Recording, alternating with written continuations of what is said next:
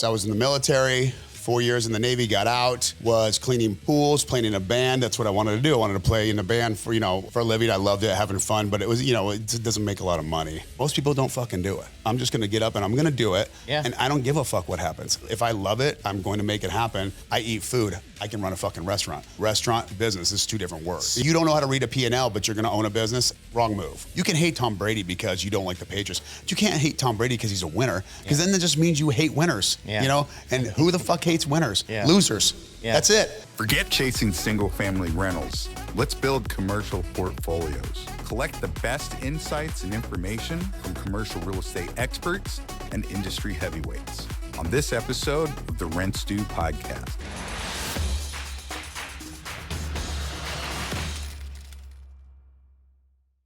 Welcome to the Rent Stew podcast. Today we're joined by Tom Misitano, one of the minds behind concepts. From standout brands like Tipsy Egg, Rusty Buckle, Tortilla Flats, The Uncommon, and DTC, to investments in rapid growth franchises such as Salad & Go and D1 Training. Tom's building more than just businesses. He's creating culture. We're diving into what it takes to scale hospitality with intention, invest with insight, and build brands that truly connect. Let's get into it with my buddy, Tom. What's up, buddy? How are you? Thanks for having me. Good, man. This is pretty cool. Yeah? It's good to be here. I told you we've been trying to get you on I here. know. It's cool, though. Thank you. Obviously, the podcast is called Rent Stew. Yep. You and I got connected because I finally got my butt into the gym. Right. And started working out at D1 with my daughter. Yep. And we got to know each other through that. Yep. And through conversation, I start to learn a little bit more about, okay, you own this restaurant, you own that restaurant, and you're involved in this, and you're involved with that. So let's kind of start off and share with the audience watching or listening to this, how did you get into running, operating, and, opening new concepts? Yeah. I mean, operating, I don't do a lot of. So we'll call it operating. Yeah. You're part of the team. This story could be very long or it could be very short. I do have a day job. So I do have a career that I've been doing, and this is where this all stems from. So I was, long story short, how I got into it was I was in the military, 4 years in the Navy, got out, was cleaning pools, playing in a band. That's what I wanted to do. I wanted to play in a band for a living. I loved it, having fun, but it was, it doesn't make a lot of money. It doesn't pay the bills much. It's just a fun thing to do. Yeah. So as I was doing that, I was dating a girl for a long time, this long relationship, blah, blah, blah. And then just struggling to make ends meet, trying to, I was always interested in business, but I didn't really know what I wanted to do. I was a firefighter in the Navy. That got out, figured out it wasn't really firefighting much. It was more like, scraping people up off the road and helping old people, that had heart attacks. And that's just not my jam. So, my wife's great at that, but not me so much. I thought I'd be fighting fires and, saving cats out of trees and shit like that, but that's not what it is. So 454. Exactly. So that led down the path of where, I got out of this relationship and I wanted to do something different. And I started selling home. I was still cleaning pools. I started selling, I got a job selling home, like doors and window replacements, door-to-door sales, which was, it said in the classifieds, this is back in the day, I just turned 50, all right, so for reference for everybody, but back in the day, you look in a classified and it says, $70,000 to start, sales job loss. And then I'm like, sales, I hate the word sales. I hate salesmen, but I'm good with people and, I can build relationships well. And we'll give this a shot because I needed to make some money. I'd bought a house. And at that time, it was $1,300 a month was my mortgage with like an 11% rate. And I'm like, I'm getting jammed here, back in those days, but the house was $150,000, so it's all relative. So that being said, I got the job, and one of the leads that we went to was a guy who worked for Cisco Foods. Cisco Foods is the biggest distributor in the country, in the world. And at that time, I didn't know how the hell restaurants got their food or where it came from or anything about it. The opportunity, when the guy offered me the position, so what happened was I went to his house to sell him some doors and windows. I spent 3 hours there bullshitting with the guy. The guy was like, you know what, kid? I was with this old guy who was kind of like an old sales veteran, like, one of those guys with like smoking outside and, just crusty and shit. Yeah. And the guy went out to his truck to probably get some kind of sales brochure. And the dude I was there was like, hey, man, I'm a manager at Cisco Foods. If you want a real sales job, here's my card. Went home. This is when the internet's just budding. I think I just had gotten a computer. I'm like 20, 28 or 29 at the time. And he said, so I Googled Cisco Foods, saw what it was. And I was like, it's kind of, there's been a couple different dates in my life, like where I was like, I got to make this happen because means something. One of them was the day I went to the Navy. And then this day where I was like, I have to get into this. There's something about this that has, my name written all over it. And this opportunity I have to, and I've always been a guy that's looked for opportunity and kind of went after it, right? Try and identify it. Yeah. So anyways, 4 months, I called this dude. I just started digesting Food Network. Like, that's all I knew. I didn't know shit. Just watching Food Network all day long, trying to teach myself what it was. Ended up getting the job, and the rest was kind of history. So 21 years later, I'm still selling for them. Been one of their top guys for a long time, and just really loved what I do because it's basically a service-oriented thing, and it's given. I like watching people build businesses from scratch. Like I love the fact I'm knocking on a door, they haven't even started thinking about where their menu's going or what they're going to do, and I get to help be a part of that. And next thing you know, they have 4 or 5 stores. So you're getting in with them when they first. It can when the be, liquor license gets issued. Yeah, so it can be that lead list. It can be that, or it can be where the competition wasn't doing their job, and they've been in business for a while, and they finally open the door, and I built a relationship with them over time, and they make a switch. So it's kind of the same. But I like to watch that organic growth of like, hey, you have an idea. And we'll probably come in. Salad and Go was one of those scenarios where this kind of happened, where I was called in to start working with them before they really even knew what they were going to do. It was a year before they opened their first store, and I remember bringing 40 pounds of like frozen chicken trim over to the chef's house, who is now a good friend and partner of mine 10 years ago. Yeah. And saying, I'd never met him before. I'd met, just started working with the owner, and, they didn't really know anything about the food business. They just had this great idea. And the guy, and I've seen a lot of people where we met at Chipotle. The guy's name is Tony. He's who started this company, Salad and Go. And he was interested in this soda that we carried. It's an organic soda at the time. And that's how he was kind of getting involved with Cisco. So I met him, and he had this whole layout of this animated card going through the drive-thru and this and that. And I'm like, this is kind of goofy, but there might be something there. And I've sat in these meetings a million times. You said 10 years ago. Yeah. He was coming up with the whole kiosk concept. Yeah, this is like 2013, 2014. Yeah. Right? So before COVID.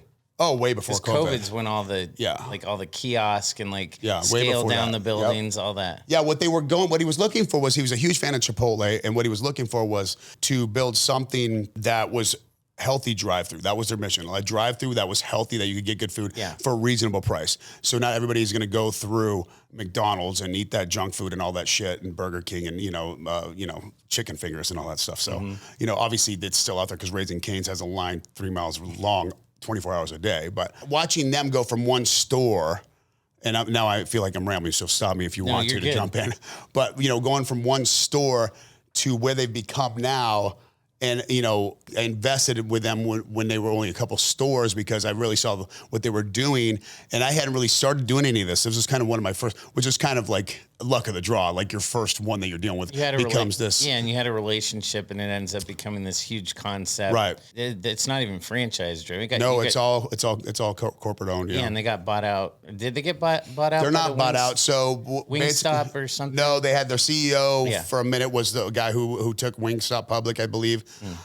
He's now gone to another group. I can't remember. And they got it. But they brought in private equity group. That's how they grew. It was called Volt. And so they're the majority owners. And so basically, I invested in it a long time ago. So I still own basically a bunch of private stock of the company. But I don't really have anything to do with it. But I mean, the chef is now, his name is Daniel. He's one of the most salt of the earth, greatest guys I know. Has he been helping you guys with some of your concepts? No, not really. But he is an investor in some of the stuff that I'm doing now. Gotcha. Salad and Go is the first kind of foray into restaurant investment, things like that. You talked about like going into the Navy and getting the opportunity with Cisco, like were dates, times when you remember, like, oh, I got to make something happen here. When was it when you were working on this whole Salad and Go stuff, the opportunity, and you were like, hell yeah, I'm in? Well, it's not, I can't really put a date. I just know when I see, I think I have very good intuition. Your spidey senses? Yes, it's really what it is. I mean, I take a lot of swings, and obviously no one bats 1,000, but, I love opportunity, and I love to see people grow, and I like that I have, I have scratch your entrepreneurial itch. Yeah, and I love working with people that I care about. I can tell you're creative too. I mean, I try. Well, you said you wanted to play guitar in a band. Yeah, I mean, I wrote a lot of music. I have my own. I mean, I have my own album. You come up out. with your own concepts. You got that creative It's bug. fun. Yeah, Yeah. It's cool. I mean, you do it too. I know you. I mean, it is one of those things where like it makes you like. I'm one of those guys. If I so I did an acoustic album just a couple years ago because I just was like, I have these songs I really like. They're about my family. I'm just going to put them down and I'm going to go, I'll pay for it or whatever. I'll have it created. And I thought it turned out really good. Is it going to make me money? No, but who knows? I don't even care. It's not even about that. It's just about the passion of it. Like I love when my partner Mike and I come up with something and then we're so excited about it. Then we put it to paper and then it becomes reality. And like, I mean, I've lost money. I've made money. It's not really about the money as much as it is the pursuit of doing it. And just the fact of like, most people don't fucking do it. I'm just gonna get up and I'm gonna do it. Yeah. And I don't give a fuck what happens. If I love it, I'm going to make it happen. What's the only guarantee? If you don't do anything, It's not going to happen. You get nothing. Exactly. You know, I'm like, I come from a school of where I had to make it happen. My parents were divorced at 11. It was on me. I grew up working. You know, I wrestled in high school. I quit wrestling to go to work, you know? So it was just like, I've always had this security issue where I'm like, I want to feel secure in my future. So I'm always worried about what I'm going to do in the future.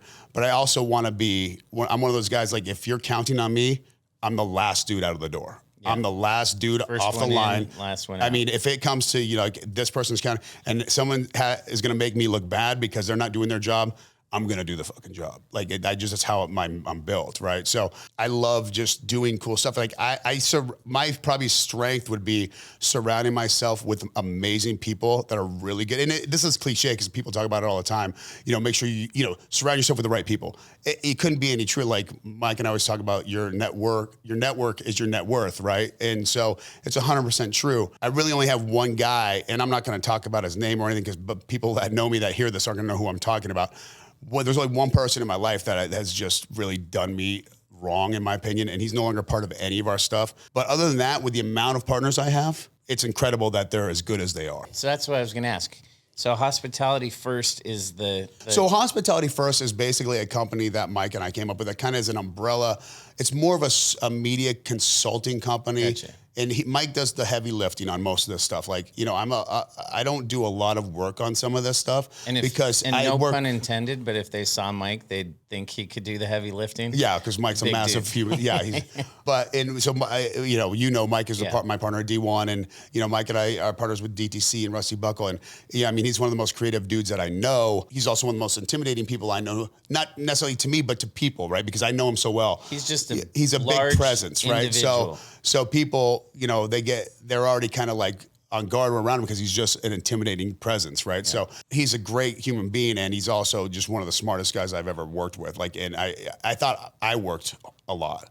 I mean, the dude's always going, So it's to the point where sometimes I got to tell him to, hey, take it easy. Take it easy, bro. Because, check out. Check out for the let weekend. That play out a little bit. This person will be fine. Let them do their thing, and we'll just coach them through it, But it's because he's just passionate, and he's always thinking like. We have a beer, Dutchman's Gold, that he basically was kind enough to let me in on because it's his baby. He came up with it, and when he comes up with something like that, I have a lot to do with the other side of it. So we had one contract brewer that fell through, and then I helped get the other one and helped do the, some of the marketing and some of the ideas and some of the placements for it. And I don't know if you've tried it or not or have seen it, but I need to. It's going really well. Santana's a partner with us on it, and it's really going great. And so it's just doing stuff like that. Like, it's really cool to like go into your place or go into a place that you helped create and seeing people enjoy it. You know what I mean? Like, obviously you guys carry it at your restaurant. Yeah. We sell the shit like at Tortilla Flat. It sells 2-to-1, 3-to-1, everything else that's down there. It's awesome. Just a perfect because it's, it's a whole basic story of named after Jacob Waltz, who's the Lost Dutchman. So Mike and I really see Apache Junction as this really cool area that was underlooked, and people were not paying attention to it as much because it's got a stigma of, tweakers and snowbirds and blah, blah, blah, which we all know because I went to Mesa High and I grew up in Arizona. So me and some partners bought Tortilla Flat in 2019, which is out there by Canyon Lake. Is that the first one? Is this the first concept that sort of came under the umbrella? No. So Tipsy Egg and Uncommon was kind of the first one that we were working on. What was it? What was the margarita spot that burned down? Oh, yeah. So it was Modern Margarita and La Boca, I think was what the two places were called. Did you guys come up with just get the No. opportunity? So how that happened was I had a guy that I was working with who ran Murphy's Law for a long time and ran the Hub. All your Cisco contacts. Yeah. So he was a GM, and this is the person that I don't have a great relationship with anymore, but we'll I'm not going to say anything bad about him. He was leaving the Hub, and I had this breakfast and lunch concept that I always was in love with, and which became Tipsy Egg, and I really wanted to do it. But I didn't want to operate. I just wanted to kind of, I had started to dabble a little bit in with the salad and go things and these, and plus I'm working my job. I love working for Cisco. You don't have time to be. Yeah, and I'm not doing back anything. To the house I'm not trying to, come up with some kind of antitrust or conflict of interest with my career. Yeah. But I want to be able to also have plenty of money when I'm old to retire and live comfortably. Like I love being able to take my kids, like I just told you the story about going to Vegas over the weekend. Like I love to be able to do that. I waited to have my family so I was set in life and not set, but where I was financially stable enough to do things that we wanted to do. Right. So I'm just always look for opportunity because, you can't get rich being an employee. I'm lucky enough that I'm in sales where I can I'm not really necessarily capped at what I make, but Cisco takes very good care of me because I've made them a lot of money. And it's because of my partnerships and my relentless work ethic. And I just keep going. I will fight my company for my customers, and they know that. Like it drives them crazy because I'm a squeaky wheel, and I don't want to say I tell them to go fuck themselves, but what I say is that I will tell them I'm going to do this regardless of what you say, because I produce. This is an adult show. You can say whatever you want. I know, but I don't want to say that if someone that's ever listens to this that I work with is like, I don't want to be disrespectful. But my point being is that like my president is and my leadership that I've ever worked with, they've always got my back for the most part. And that's probably one of them why I've stayed there. So, I've disclosed to them over, the time that I'm doing these things. And so I'm not controlling pricing. That's really where you get into trouble. If I'm trying to go, hey, tortilla flat, I'm going to go get a deal for them because I'm the owner. Mm-hmm. That's illegal. And so that I don't do. But so I've disclosed that, and I'm not hiding anything from anybody. So that's been a good transition to where I can actually feel comfortable that they know that. And, a lot of I'm not the rep for like Rusty Buckles or DTCs or anything like that, but we buy all of our stuff from that company. And so it's a great synergy. Yeah. I mean, they're very successful restaurants, which is hard to do. It's like a strategic partnership. Right. Yeah. So it's, they've been great and it's still a strong relationship. So what happened was he was leaving the Hub. We decided let's do this breakfast lunch thing. We went and looked at the spot where it's currently at. And Neil's, I think it's a great location. So did we, but so did they. At first, basically, I didn't want to do the dual concept because it's too big. And I've learned a lot over these years because I'm trial by fire kind of guy. Yeah. I don't know. I just do shit. And then I'm like, oh, I shouldn't have done that. Right. And then I go back and don't do it again. And you guys were early to downtown. So it's now picked up. Yes. The traffic's gotten so much. So the problem with Tipsy is that it's on the wrong side of the road. Yeah. It's on the other side. So that's tough. And breakfast and lunch in downtown Chandler is tough because people don't go down there early. Yeah. So that concept started right before COVID. So COVID hit. You had everything. Everything was raised. Everything's going, and it just costs so much money to do. So it's been a bit of a hole to dig out of, right? But I really think again, Tipsy Egg, and so does my partner. My main partner and some of the investors think that Tipsy Egg has some legs, and we had a great talk about it today. And so that being said, so while that was being created and built, the opportunity for tortilla flat came up, and that's how I got there. So I was out there. The owner of that was like, I want to get rid of this place. So basically, there's a guy from Indiana who owned it, and he made his daughter basically move out there to run it, which she had to live on property. And if you guys are familiar with Tortilla Flat, it's 2 miles from Canyon Lake, past it. It's not close, right? But it's a cool destination spot. It's very cool. It's its own town. So she was living out there, didn't want to be there anymore. Very successful. I mean, they do, it's upwards of, the sales. It's like an experiential thing. The numbers are very good. And if it's ran correctly, it can be very profitable. If it's ran by the right people, right? Just like any business, of course, right? But a lot of people in the restaurant business, it's not like being a dentist where you got to go to school and you got to learn. People think, okay, this seems pretty easy. I drink beer. I eat food, I can run a fucking restaurant. Yeah. Well, it's a business too. Restaurant, business is two different words. It's two different concepts. Hyper competitive. Right. Like you don't know how to read a P&L, but you're going to own a business. wrong move, right? And again, I see it all the time. And so that's kind of why I love doing what I'm doing, because I try to help people understand what that is, right? So I'll get to that then. So I was giving you the whole backstory on how all these so anyway, so Tortilla Flat, she wants to get out of it. I say, hey, will you do a deal where you carry a note, blah, blah, blah. You know, I love these kind of deals because it's, you know, you don't have to go get a lot of financing and things. You know, you're creative. Kind of Again, creativity. So I ended up getting another property out there. And while we were doing that, DTC came around, D1 came around, because actually we were going to do D1 because Mike is from the gym industry back in the day in Vegas. And I really love the concept of D1. I'm not a fan of franchises. But D1 I loved because it had a lot to do with Scholastics, which your daughter goes, and you know, I love my son, and you and us, and so my son being, you know, in soccer, and I just wanted the kid's always on his phone, always watching YouTube. Everybody that's a parent now knows what's going on. It drives people nuts, and so that's why I wanted to do that. So D1 came around. We had an opportunity for DTC, and Mike is going to do these things with or without me, and so I was just like, well, of course I'm going to be in. And that's just our partnership. And so then Rusty Buckle came around, then DTC and Tempe came around. So they just kind of waterfalled. I mean, we opened up, I think, 5 or 6 businesses in less than like 13 months. Well, just since I've known you, I think you guys, like when you first opened because that's your second D1, right? That's the D1 is our first one. We have 2 that we have rights to, but that's the first one. Oh, so we have rights to Queen Creek. You're not involved in the other one. That's what is it, Warner and Val Vista? No, so we're not partners with we're friends partners with the owner. That's Kylie. Yeah, so he's helped us a lot tremendously. But you're not an amazing guy. One. No, we're not owner.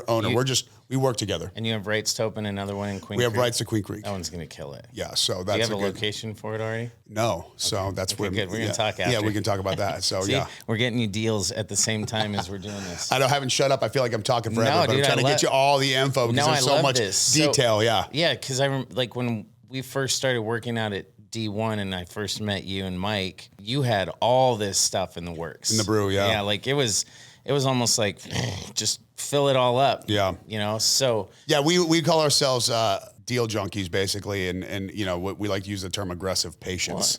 Yeah. You know, so we're always aggressive, but we're patient about it because we don't want to make the wrong move. So the aggression. Controlled chaos. Exactly. Yeah. You have to be aggressive and looking at it all the time. But you can't get emotional about it, which is horrible for actually both of us because I get super emotional. And then I'm like, well, that was fucking stupid because I should have thought about that a little longer. But yeah. But, you know, that makes me who I am. And there's a book.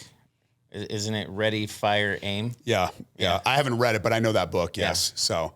Is you overthink it, you get stuck in analysis paralysis. And then, like we said, the only guarantee is if you don't do anything, nothing's going to happen. Right. One thing I'm really curious, and I think, you know, if we think about who the audience is that watches this stuff, our show is probably, you know, people that are in real estate that want to understand a variety of aspects. And the reason I wanted to bring you on here is to give a different perspective. Almost, there's 2 ways, and you and I have talked about this. I want people to understand the perspective of the operator. You know, they hear us talk about, you know, Fortune 500 companies. We deal with big corporations, but there's also like what you and I talked about offline, knowing the good operators and groups that have concepts with legs. Mm-hmm. You're not just we don't want to see every center be a bunch of, you know, Jersey Mikes and all this. We want to mix and match, and we want things like the Tipsy Egg, and we want, you know, the Rusty Buckle. Like I've heard is how great it's doing. And, you know, it's one of those concepts that I think, you know, I'm a huge country fan. Yeah. It's a hot trend right now. Line dancing's getting crazy popular, you know? So like, how do you guys, like is it Mike that's really kind of coming up with concepts? Is it you? Well, the concept thing is basically a 50-50, I think, for him and I. Someone has an idea and then you guys kind of bounce. Yeah. So like, we want to do this DTC. We knew we want to do a sports bar. What are we going to do? And then we'll text each other names. That was called The Local. It was. So we were going to call it The Local DTC. Smitty, the old owner, didn't like that. So we just changed it to DTC, which just means Downtown Chandler. Yeah. But it had a cool ring. We had a cool logo. And we're like, hey. And, you know, people are like, well, what if you your sports bar? Yeah. And if you haven't been there, it's amazing. It's awesome. It's going really well. The food, of course, we're food first. So we've been in the business and it's one of those things we're very, very particular about the food we're putting out. It's not rocket science. And if the food's good, people will come back. Yeah. We hire great staff, and we're diligent about making sure that the guest experience is is where we want it to be. I mean, when you talk about hospitality, I mean, if you haven't read Unreasonable Hospitality by Will Guidara and you're in this business, you have to read it. It articulates everything you need to know about this business and real hospitality. Because again, as we've grown, it's just like anything, generation after generation, you start talking about, well, the kids these days, it's just changed, right? It's, the kid is a baby is a baby, no matter what century it's born or what year, it's how they're conditioned, right? So, again, back to like my son on his gaming or his phone or whatever, it's just generations the way they're doing it now. But, work ethic and caring about people, we can bring that into any century and into any year, right? So, we really try to up our game when it comes to guests experience, the food they're getting, their ticket times, their upsells, their greeting, their everything. And there's just so much content out there. And you know this, in all these businesses, everybody's a creator now. Everybody's got content. Everybody's got this and that. And some is great, but it's putting it into action, right? Like, hospitality first, when we talk about it, like you want people to come in and there's a million sports bars out there, right? But I know that our product is great. I go out to eat all the time. I try to be unbiased. I see horrible and I get horrible experiences and I see horrible menus and I see these things. And it's like, man, it's not that hard if you just put a little love and care into what you're doing. And we do that. We try to do that, and we're very meticulous about it. And that's why some of these things are, they're doing well because I think people see that and they're coming back. DTC has been great for us in Chandler, but is our first one. And from there, it springboarded a ton of opportunity. All the guys that invested with us at Rusty Buckle came from DTC. We came there as fans, and now we bought a building in Queen Creek that we're going to do Rusty Buckle down there as well. Oh, I didn't know that. Oh, you didn't know? Yeah. No. So it's see, that's where you should have came in. You should have. I fucked him on that one. Yeah. I should have got you on that one. I should have been your deal. That's all right. That's my bad, bro. Synergy things happen when they're supposed to you. So we'll end up, we'll get sounds the third like one. Rusty Buckle. We'll get the third one with you. Rusty Buckle is, I like the name alone. Yeah. So I will take credit for that name because Mike knows this. I did text him that name and I'm like, well, I got the name, bro. Don't even mess with this name. It's done. He's like, naming rights. And then whenever I say that to him now, I'll be like, did you come up with that? I'm not sure. I don't remember you coming up with that one. It's just fun. Like we were going back and forth. We have this opportunity on something coming up. And it's going to be kind of a hybrid. I can't really talk too much about it, but two different concepts kind of in one thing. And like he has this one concept and then I sent him, okay, this is what we should do for the other one. And of course I did it all like we were talking earlier and sent it, through these new channels. And he's like, that's money. That's going to be it. And it's just cool to like both be able to, we both have egos. It's like a jam session. Yeah, exactly. It's like we both have egos. But it's cool to be able to throw something at him. And he's like, that's fucking dope. And the same thing. That's why you guys work well together. Yeah.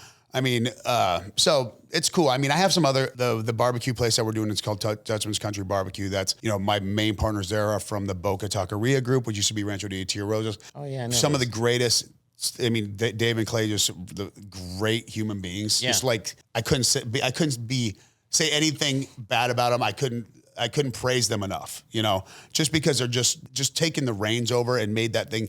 It is going to be so exciting to me. That spot is going to be Arizona destination, in my opinion. We've got a chef on board that won a Master Chef season, just a really good dude. But again, that's another real estate play. We're buying the real estate. So let's talk about that. Like you guys create your own concepts, but then you're also in some established concepts. So if we're talking about, sort of how this podcast is we're geared towards like the real estate aspect. So you guys are also investors looking at like buying and owning and like controlling the real estate portion. I mean, of it. It's part of the vertical integration, in my opinion, of the whole process. Let's talk about that from an operator standpoint, because I'm sure, plenty of brokers, plenty of developers, lenders, investors, but there's going to be a good portion of people that see this that are like, well, I was looking at this, franchise concept and I could go pay $45 a square foot for rent. You already know the franchise is going to charge you franchise fees. How quick does that number start going down? Yeah. So when you're mean the profitability number? Yeah. So when you're sitting there fast. and weighing out, franchise, the franchise might make a lot more sense if you look at the real estate side, like what you and I were talking about, in the office. So like where's the future and like, how do you guys see this when you're looking at the real estate? Like give us a little insight into how you and Mike and some of the other investors kind of, identify what you want to do? Well, I mean, it's morphed over the last 12 months for sure. Yeah. We've come to realize knowing it's hard. It's hard because I have lots of guys that are landlords that I'm friends with, and I understand they have to make money, right? Somebody like some guys like us, you know, I'll do a rent deal, but it's going to be hard for me to do now because now that we own some of the properties, it's just so the advantages are just night and day. Right now, I know it's harder. It's more money to get, right? So it's you control your rent cost. You control, you're paying yourself, right? Yeah. So you're buying a tangible asset. And the tangible asset, if the business goes under, I can put another business in there. I can come up with another concept, right? I can do other things. You can sell it. You can do certain things. So going out and doing a lease these days in some of these areas, you just can't sell enough product in our space because the margins are so thin. Or the life cycle of concepts. Right. The margins are so, well, that's another thing. New capital reinvestment. Concept cycles, especially in certain realms, you know, like say, for example, a nightclub, they turn over every couple of years. And, you know, they'll be doing $10 million, but they'll cost you $8 million to build. And then when do you start going into the black? When do you get an ROI? It's almost, you know, I don't know how some of them do it. Like, and I'm not calling out like, what is it, Backyard or which used to be Sandbar, those guys. Yeah. You know, I just look at that building and I'm like, you know, the one in Gilbert, I'm like, man, that thing is massive. They did a huge changeover from Sandbar to Backyard. How much did that cost? 3 or 4 mil, maybe 2. Let's just even go low. We say 2. I know what I have to sell to make $2 million, and it's exorbitant amount of product, right? I'm not saying they don't do it, and obviously they're successful. I just don't know because I'm not involved on that side. But I know, and you get a headache thinking about it. Yeah, I know that if I can go out and find a building for $1 million and turn it into a Rusty Buckle or a DTC or something like that. And has a longer lifespan. Yeah, and I also know that I get to control the rent, or our team does, or whatever. And so you're making money on the business, you're making money on the rent, and then you know you can sell. Again, getting into the restaurant business and the real estate, it really is 2 totally different aspects of things, but they can be very profitable. I mean, being able to do something like, and I'm using Rusty Buckles because it's kind of our first one where we bought both land and the business. Yeah. If I could just stamp that duplicate, model out multiple times, we'd be having different conversations because it's just that model works so well. But again, it's also in a spot where we define a need and for the community. And, you know, and then of course you're going to get hate because the other businesses around there are like, what the fuck coming in here? But hey, step your game up. The market dictates everything. The people and their dollar dictate everything you're doing. You know this. Yeah. You know, I mean, people are going to spend their money where they're getting their value. So bring them the value. I can't help it if you down the street or you over here or you. I mean, I want everybody to see. I hate seeing people fail. I've seen it a million times. I mean, I've failed. You know, I hate seeing it because some people will just let it ruin them, right? But again, I'm not going to go out there and not put my best foot forward. And Mike and I will. You know, we'll lose our shit if our product is not what our product is supposed to be when we walk in the door. You know, it's just it's non-negotiable. And hospitality first. That's where. So I came up with that name years and years ago because we're going to do another business where we're going to do like we're going to partner up with somebody that did shoes for the hospitality world, and it was the name Hospitality First. I'm like, I love that name, and we never used it. So I was like, when we came up with the idea of doing this consulting and all this, I'm like, I got a perfect name for that. So it just worked out. So that's got it. People think too much about the brand and not like you said, the experience, the food quality, all that stuff. Yeah. So I don't know if I answered your question on the real estate side, but when it comes to somebody like basically if you're weighing it from a restaurant concept, investor, operator standpoint, it always makes more sense for you guys to look at how can we roll in the real estate into it. We, having done this for 25 years, I mean, I know operators. One of the largest KFC guys we know is a buy-only guy. Yeah. And my partner, Phil, is really good friends with him. I said, why, how come they'll only buy? And Phil looks at me and says, when I talk to him, I don't want to use names. Yeah. When I talk to him, he knows that this much, if his rent cost goes over this percentage, this store is not profitable because of what you have to pay for food, employee wages, labor, all of that stuff. So, you know, then the amount of traffic, the AUV, the average, you know, unit volume per store. So the only way that he can make sure that stays at that percent is if he owns the building, because he's not worried about a every 5 years, a 2.5 or 10% escalation increase. clauses, triple nets, all that other stuff. I mean, it's just really tough. It's hard to get into. You got to have capital, obviously, or the right partners. One thing I can say about building partnerships and building networks, if you make some people some money, and they trust you and you're trustworthy, then that's the way you want to do business, because people will line up to invest with you if you're showing a good return, obviously, and you're also trustworthy, because there's so many people out there that do people dirty, especially in our business. Yeah. It's out of control. So the benefit of the format and the way that we do this podcast is that I wanted to make it to where it wasn't like, hey, I could just have one guest on and it's one and done. Like, it's one of those shows where we can like, hey, let's do a check-in. Let's get Tom back in here. How many rusty buckles you got now? Like, how's D1? Like, break down, hey, we helped you guys buy this building. Like, let's talk about that deal structure. Right. So first of all, can you give me, what do you see as the future? Like, we keep talking about Rusty Buckle. Do you think that's the expansion, the scaler? Well, I mean, I think we have. I think that's where the most opportunity I think Rusty lies. Buckle has a lot of opportunity. Obviously, we have the second one we just getting ready to start demo on. I think DTC. I really love DTC. I really think that's got some legs. We have another concept that might be coming in the next few weeks. It's on the back burner right now because we're waiting for the actual building to go through a legal process. And that concept that I can't really talk about will be something there. And then we have a cigar concept that eventually we'll want to do down the road with some partners. I think that really is next level in my mind. More elevated kind of. Yeah, we really love Puro and Please the tell me owner. There's some whiskey involved in it. Well, of course. But Puro and Pat, the owner there, just a salt of the earth guy, just a great guy. To get that one him, open, we might have to do an interview over there with the actual. Oh, absolutely. Cigars. We'll have you set up, man. We'll have Steve. But Steve we need to find a building for that. We really want to do it. We don't want to do it to where it's competing with any of the other guys out there. But I really see that as that's kind of like, I don't want to say our swan song, but we really have high expectations and just a really high admiration for what that could be.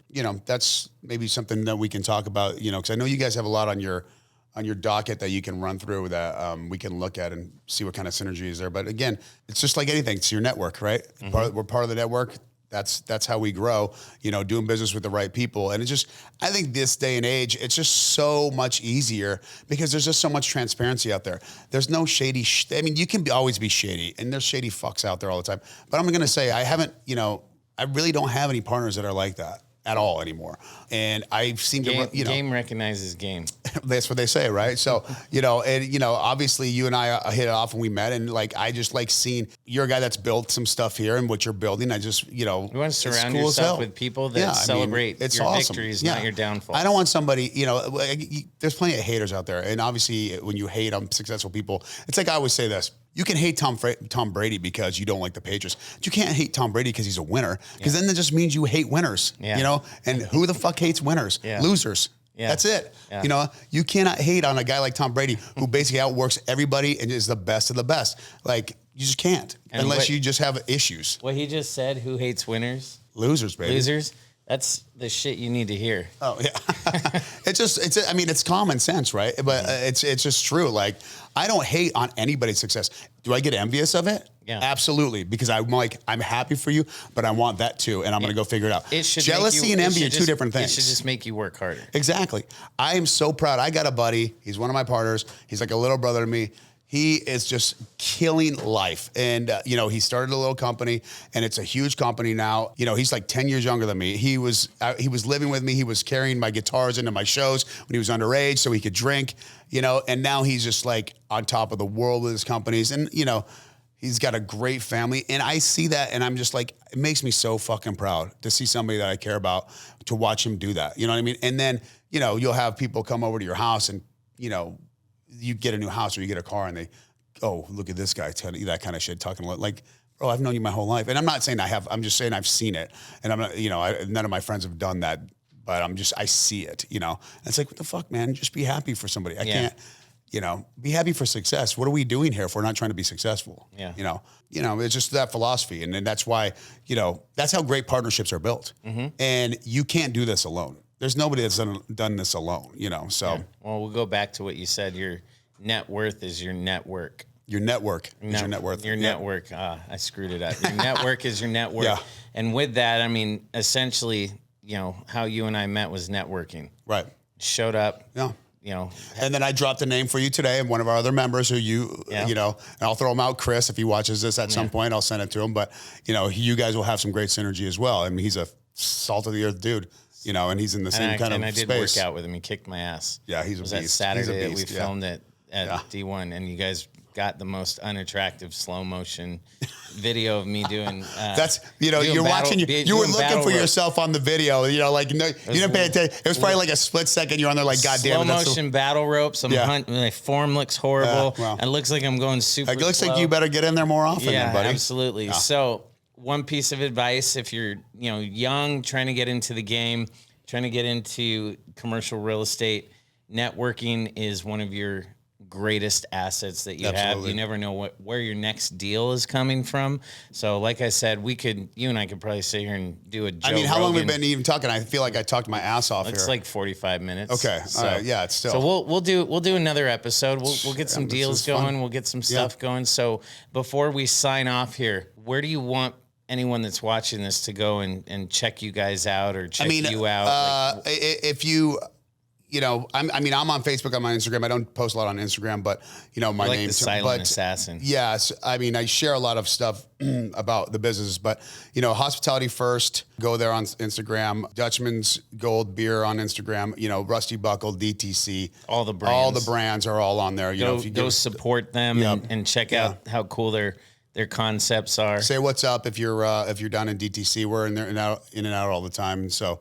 The guy that's the biggest guy in the room is always going to be my partner, Mike, so you won't miss him. But yeah, and for those of you I know that are coming out here to visit us from out of state, we'll make sure that I'll have to hit you up. Yeah, we'll hit you up. We'll take care of anybody coming in and they want to do any kind of team builders or anything like that. We got you. So, I mean, downtown Chandler's right down the street from here. Yeah. So awesome, man. I appreciate you. Yeah. So with that, it's my buddy Tom Misitano, Hospitality First. Want to give you guys just a different perspective of how we're, you know, looking at commercial real estate investing development from kind of the restaurant operator investor side, and just anybody that's looking at, you know, considering investing or buying a franchise or has those ideas in your head and you're just maybe unsure about, you know, how to proceed. There are plenty of ways to get involved in commercial real estate, whether it's, you know, investing, being directly through the transaction, or having your own concepts. And so I want to thank you for joining and coming on here, buddy. Yeah, I'll see you at the gym. And as always, my friends, I'm Christian Cotta. This is the Rent Stew Podcast. Don't forget to like and subscribe, whether you're on Spotify, YouTube.